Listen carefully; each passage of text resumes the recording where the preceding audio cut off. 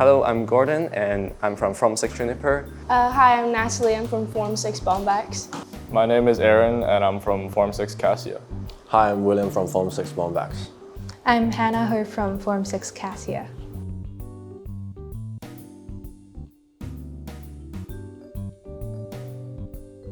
Personally, I really like to play table tennis since I was young, and this helped me to relieve stress and tension during the tough study leave. So throughout my IB, or throughout the time I've been in CSS, I played for a football club, and I continued doing that as I was studying IB because it was a great stress reliever. Like, my teammates helped out a lot. It prevented me from burning out and overwhelming myself with the workload that the IB gives. I always play music and basketball, so the experiences of performing on stage or competing in front of audiences just like strengthen my ability of handling stress.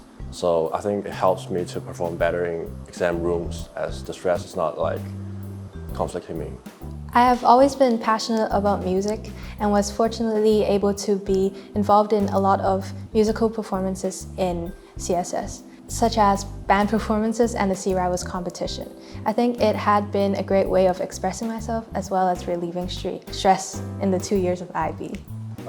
During IB, I did continue to run track and go to the gym since they're my passions. And it helped me complement my studies in a way where I could fill up my leisure time and I could stay motivated and set goals for myself outside from academics. So I had something to strive for no matter if I was in school or outside. But closer to exams, I did have to cut down on it to fill up my study time.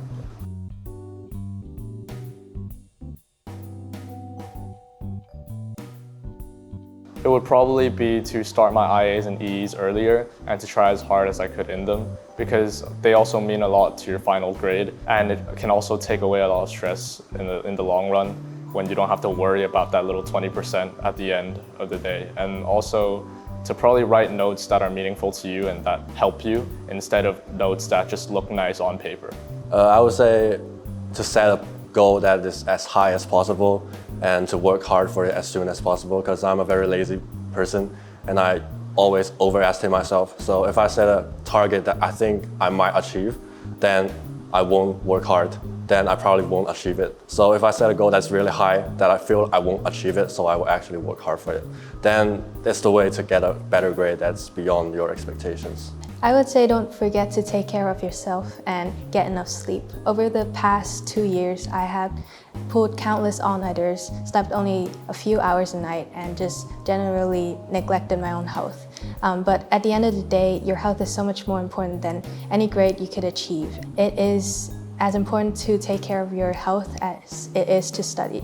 So I think maybe if I had gotten enough sleep, I would have juggled the IB more easily and it wouldn't have been so tiring. I would tell myself to start my IA and to finish my IA quicker and as soon as possible, because when you get rid of those IAs, you will have more time to just solely focus on your study rather than worrying about your IAs all the time. I wish I could tell myself not to stress out too much, because during like Form 5, I would study a lot and just overwhelm myself and burn out a lot. So I wish I could tell myself to just trust the process and don't doubt my capabilities and just believe in yourself.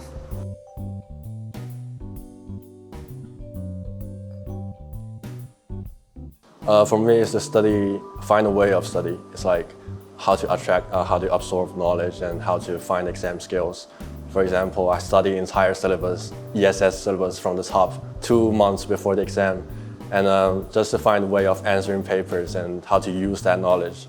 And at the end, I actually get from getting 4 or 5s in ESS into a 7 in the actual exams. The most challenging part was balancing my studying and my leisure time. I prioritized studying more than giving myself a time off, so I burnt out a lot. So I wish I could go back in time and organize my weeks more so that I could relieve my stress. The most challenging part would be staying motivated and optimistic even when my grades are low, especially in my weaker subjects, because sometimes you may try and you still might fail, but then it's just important to remind yourself that you still have time And sometimes you just have to ask people and just find other ways to do things until you get it right. And eventually, I think I did get it right. So. I would say my main obstacle was my self-management skills, because often before I would spend a lot of time scrolling social media and watching YouTube rather than studying. So afterwards, I found a setting on my phone to limit myself to just 1 or 2 hours of leisure time every day to maximize my study. I think I found time management the most challenging in the 2 years of IB because there's only so much time in a day to do so many things. And I often found myself rushing to meet a deadline because of other commitments like music rehearsals at school and tutoring lessons outside of school. So even though being active in your own school community is very important, I think it is very crucial to manage your time accordingly and learning to say no when you have too much on your plate in order to get through the 2 years of this rigorous curriculum.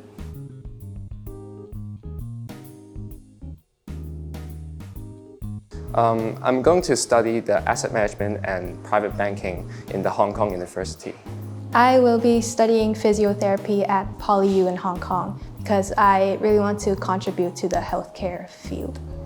I'm gonna go study medicine in Cyprus, and I'm really excited for this new experience. I will probably be studying asset management and private banking in the University of Hong Kong. I'm probably going to study asset management and private banking in HKU, like William and Gordon.